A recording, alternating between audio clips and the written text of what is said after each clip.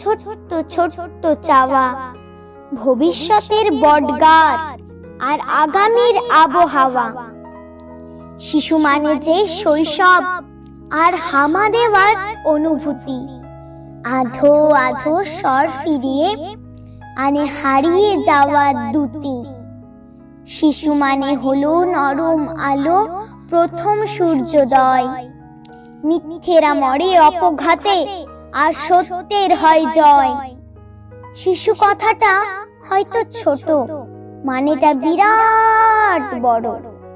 ভবিষ্যতের অভিভাবক সে, সেটাই মনে করো।